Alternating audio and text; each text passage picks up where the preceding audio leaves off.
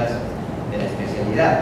Y la tercera, desarrollo farmacológico más impactante desde el punto de vista farmacoeconómico y desde el punto de vista comercial para la información. Los antihistamínicos, todos sabemos, probablemente, están clasificados en esos grupos que ven ustedes allí, pero en especial es importante recordar que los antihistamínicos de segunda generación, casi todos, son tripelidinas, es decir, son fundamentalmente moléculas que a través del tiempo han demostrado su gran eficacia clínica y la gran mayoría de ellos una seguridad en la práctica clínica. Antes de hablar de histamínicos, necesitamos rápidamente revisar el tema de la histamina, probablemente.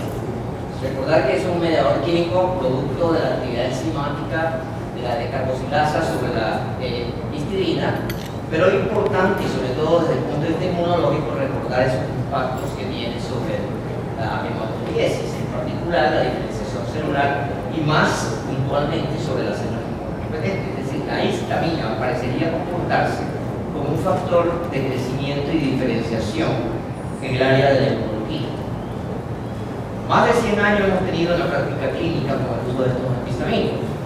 Y lo importante es recordar que a lo largo de estos 100 años hemos podido evidenciar con fundamentación científica que estos productos no solamente son agonistas del receptor H1 de la histamina, sino también fundamentalmente son inmunomoduladores, como lo veremos en algunas diapositivas que presentaré. En particular, recordar que los antihistamínicos de segunda generación no son tan mañosos. Encontramos básicamente que estos aparecen aproximadamente en la década de 80 y que se implementan fundamentalmente desde el año 81-82. Es decir, son antihistamínicos que, a pesar de que han pasado la prueba del post-marketing, básicamente no son medicamentos muy activos.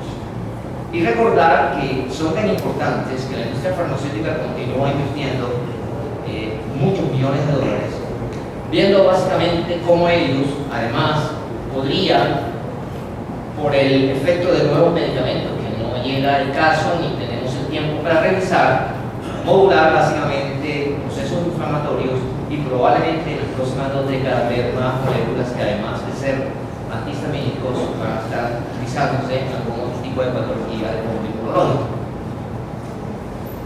Un tema importante que cada día se acepta y se consolida más es el componente antiinflamatorio de los antihistamínicos.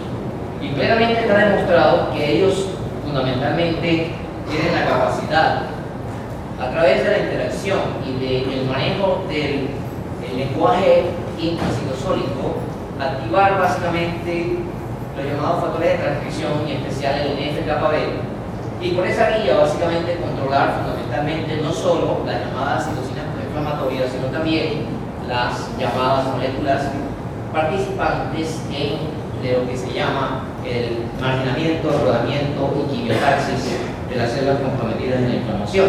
Eventos muy tempranos en todos los procesos en los cuales se asocia la inmunoglobulina E. Está plenamente demostrado también que los mecanismos fundamentalmente involucrados en la alergia, todos son impactados por estos agonistas. Y todos estos mecanismos de la cascada inflamatoria básicamente condicionan la presencia de los secuenciales momentos biológicos de la reacción de fase tardía de la enfermedad alérgica. Porque nosotros vemos en la práctica clínica básicamente es eso: momentos biológicos secuenciales de la respuesta inmediata seguidos de la enfermedad, de la llamada respuesta tardía. Y en allí los antihistamínicos son muy importantes, pero son tan importantes que desde hace un buen tiempo, desde la década anterior, se sabe que estos antihistamínicos son capaces de bloquear la producción de no solamente histamina, sino triptasa, enzima muy importante que en conjunto con otros eicosanoides perpetúan el proceso inflamatorio más allá de las 2 horas de la respuesta inflamatoria inmediata. Por otro lado, es importante recordar también que tienen la capacidad de modular la polarización TH1-TH2. Y estos antihistamínicos básicamente estudios ex vivo e in vitro han demostrado fundamentalmente cómo ellos realmente cambian la polarización de las células. Por otro lado, estudios hechos en Europa, liderados por el doctor Canónica, han demostrado fundamentalmente que los antihistamínicos de segunda generación son capaces básicamente de bloquear estas tres principales citocinas proinflamatorias, dentro de las cuales se destaca la 6 y el TNF-alfa. Este perfil de citocina es importantísimo porque además vía hipotálamo impacta fundamentalmente la producción de las llamadas proteínas reactantes de fase aguda, las cuales son importantísimas en la cascada inflamatoria porque es un conjugador y perpetúa el proceso de la inflamación. Otros estudios como este que en el año 2000 fue publicado recoge varios en los cuales se demuestra cómo varios desarrollos antihistamínicos de segunda generación básicamente modulan también la producción de interleucinas. Otras interleucinas importantes como la 8 fundamentalmente y el factor de crecimiento de los leucocitos macrófagos que impactan desde muy temprano el proceso inflamatorio. ¿Y qué decir básicamente de la farmacocinética de ellos? Pues son medicamentos muy interesantes. Ahí ven ustedes los principales argumentos terapéuticos que tenemos, la mayoría de ellos en Colombia, en los cuales básicamente nosotros encontramos lo interesante, y es que todos tienen la capacidad de ser utilizados como monoterapia para muchas enfermedades, pero también como monodosis para muchas de ellas también. Y lo interesante básicamente es que nos permiten en un momento dado escoger una de estas moléculas si existen comorbilidades que limitan básicamente su uso en razón a alteraciones de tipo funcionales en órganos en donde ellos de alguna manera o están excretados o están presentes. Por otro lado, es importante recordar fundamentalmente el hecho de que nosotros estamos todos los días utilizándolos y se nos olvida fundamentalmente que estos medicamentos no tienen una acción inmediata. La mayoría de ellos actúa fundamentalmente 1 o 2 horas después de haberse administrado. Sin embargo, su efecto, por efecto del llamado TIMAC, se presenta de manera mucho más importante y frecuente, más rápida que la de algunas otras moléculas como la de los antiinflamatorios esteroideos. Desde el punto de vista impacto clínico, nosotros podemos decir que a la luz de los conocimientos actuales está plenamente demostrado por medicina basada en la evidencia que estos antihistamínicos de segunda generación están validados y tienen una eficacia clínica en la rinitis alérgica, en la conjuntivitis y en la urticaria. Poco o nada realmente sirve para la anafilaxis, el edema endológico, fundamentalmente la otitis media como comorbilidad de la rinosinositis o de la rinitis, básicamente la rinitis con la poliposis nasal, fundamentalmente, y está cuestionado actualmente su uso en la rinitis alérgica. Por otro lado, en particular, es importante recordar su uso en pediatría. Terminaremos la charla diciendo de que necesitamos ver resultados de la seguridad y eficacia en los niños, en particular niños por debajo de 6 años. La mayoría de los estudios que hay están hechos en niños mayores de 12 años y en adultos jóvenes. Es importante recordar esto porque también debemos saber que las dosis licenciadas fundamentalmente están asociadas con niños mayores de 2 años y en algunos países incluso mayores de 6 años de edad. Desde el punto de vista clínico, podemos decir entonces que en el caso de la rinitis alérgica existe un consenso internacional en el sentido de decir que la eficacia clínica es indiscutible. Por otro lado, es importante mirar básicamente una práctica que es el uso del antihistamínico como el antileucotrieno o el uso del antihistamínico como el corticoide. Esto es importante plantearlo porque ya Grey lo tiene claro y ahorita lo miraremos. Sin embargo, recordemos nosotros que el gold estándar para el uso en el caso de la rinitis alérgica, que es la patología que más prevalencia e incidencia tiene según las diferentes series hechas en las últimas 2 décadas, es la más frecuente de las alergopatías. El gold estándar siguen siendo los antihistamínicos orales los tópicos realmente en el momento actual siguen siendo cuestionados. Desde hace un rato, confirmado el año pasado por el grupo de expertos que manejó este grupo, este estudio, se comprobó básicamente que esta seguridad estaba plenamente demostrada. Este es un interesante metaanálisis que muestra fundamentalmente cómo los antihistamínicos, en este caso en particular, la combinación de algunos de ellos con los leucotrienos, básicamente, o un placebo, demuestra definitivamente que todos tienen eficacia. Sin embargo, es importante recordar que los estudios, este también es uno de los que decía tanto la doctora García como el doctor Serrano, uno escoge el mejor, el que más le interesa, el que más le gusta. Básicamente este es uno de ellos en los cuales se demuestra fundamentalmente que todos son eficaces, pero que uno tiene que tomar la decisión de escoger básicamente aquel que se acomoda a diferentes factores de su paciente. Algo importante para recordar básicamente es la asociación. Un trabajo publicado en el año 2010, una revisión de Cochrane, básicamente demuestra esto que ustedes ven aquí, que primero no existen suficientes papers, suficientes estudios doble ciego que puedan garantizar que la asociación antihistamínico-glucocorticoide en la rinitis alérgica persistente realmente sea mejor que el uso del corticoide solo. Y algunos de nosotros nos atrevemos a decir que muy probablemente puedan ser utilizados en las fases iniciales del control de la enfermedad, pero posteriormente se pudiera asegurarse, aunque tenemos que esperar resultados, de que son los esteroides básicamente tópicos nasales los que deberían ser continuados en el manejo de estos pacientes. En el caso de la conjuntivitis alérgica, indudablemente que funciona, pero no funciona por lo que un estudio que se hizo hace 2 décadas, no se han hecho más, bueno sí, hace también 14 años se hizo otro estudio, el primero con la cetericina y posteriormente con la loratadina, estudios in vitro y ex vivo demostraron básicamente que disminuía la presencia de células preinflamatorias en la conjuntiva tarsal.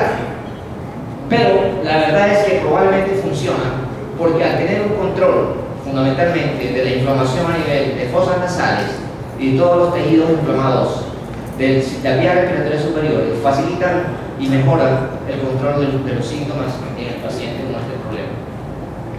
Ahí ven básicamente lo que se sabe desde la década anterior, donde plenamente se demuestra que estos antihistamínicos orales funcionan en la rinoconjuntivitis, tanto en la estacional, que no la tenemos acá, como en la perenne en sus diferentes modalidades. ¿Qué decir en asma? Interesante. Oíamos por parte de algunos de nosotros, incluso del doctor Escamilla, que es un enamorado de este tema, que los antihistamínicos en la coexistencia rinitis y asma, y particularmente en aquel asmático que tiene rinitis, ustedes recuerdan todos que está plenamente demostrado que el rinitis alérgica no solamente es un factor de riesgo o un riesgo relativo muy alto para desarrollar asma, sino que más del 85% de los asmáticos coinciden que tienen rinitis alérgica, asmáticos alérgicos. Entonces estos pacientes está demostrado desde los años 2000 básicamente que la combinación de un antihistamínico, en este caso en el estudio loratadina más Montelukast, parecería mejorar el BEF1, pero además básicamente parecería cualitativamente mejorar calidad de vida y mejorar algunos síntomas clínicos, en particular la disminución fundamentalmente de algunos medicamentos. Este estudio, que es un estudio bastante interesante y serio, demuestra de manera fundamental de que la asociación básicamente rinitis asma en aquellos pacientes donde está indicado el antihistamínico mejora básicamente las pruebas funcionales pulmonares, así también como el control básicamente de los síntomas de rinitis y la disminución de la presencia del niño y o del adulto en los cuartos de emergencia. En urticaria está plenamente demostrado que estos antihistamínicos de segunda generación son eficaces. De hecho, la última guía de la Academia Europea de Alergia y Inmunología demuestra de manera muy clara su eficacia en aproximadamente el 70 al 80% de los pacientes con urticaria crónica espontánea. Y esto es básicamente lo que estamos viendo. Esta ya es un poco viejita, tenemos ya prácticamente la nueva, que salió recientemente, el año anterior, en donde se sigue manejando básicamente el uso de antihistamínicos de segunda generación hasta dosis no licenciadas 4 veces por encima, con una eficacia significativa. En el angioedema, definitivamente son escasos o pocos los estudios que demuestran de manera muy clara su poca eficacia clínica. ¿Y qué decir de la hepatitis atópica? Ahí vienen 3 conceptos muy interesantes y muy importantes, entre los cuales se destaca fundamentalmente decir que probablemente los antihistamínicos de segunda generación, algunos de ellos, en particular los que vemos en la transparencia, pueden controlar algunos síntomas de la dermatitis atópica, pero el prurito en particular de la dermatitis atópica está demostrado que son por mecanismos diferentes a la IgE, probablemente asociados a la combinación de mecanismos inflamatorios por un componente de hiperergia de la respuesta celular, asociado fundamentalmente a la presencia de agentes vasoactivos, en los cuales probablemente los antihistamínicos de segunda generación podrían tener poco impacto. Sin embargo, los antihistamínicos de segunda generación pueden también contrarrestar los eventos de la cascada inflamatoria a nivel de piel, porque eso sí está plenamente demostrado. Continúa abierta la polémica, pero al momento de terminar la revisión se sigue pensando que estos antihistamínicos de segunda generación, combinados con los antihistamínicos de primera generación, sobre todo dando estos últimos por la noche, podríamos encontrar una eficacia muy significativa. En la anafilaxis, pues realmente poco que decir, se sigue usando después de la crisis, sin embargo, de la fase aguda, sin embargo, se cuestiona básicamente su eficacia clínica. En la lactancia, no debemos olvidar que el 0,1% de la dosis del antihistamínico se presenta en la leche materna. Por lo tanto, es importante tener en cuenta los periodos muy cortos de uso de ellos cuando tienen una muy clara aplicación y desenlace en el uso de estos pacientes. Todos tienen riesgo B, absolutamente todos. No tenemos en Colombia, básicamente en el momento actual, la triplenamina, que sigue siendo usado en Estados Unidos y en Europa. Bueno, en cuanto a sus efectos adversos, ya queda poco tiempo, lo voy a robar un par de minutos. Esto me propósito de decirles que, igual que todos los medicamentos tienen efectos adversos, ahí está la lista básicamente de la presencia de estos antihistamínicos, en especial los de primera generación. Está plenamente demostrado que produce un sinfín de alteraciones a nivel del sistema nervioso central.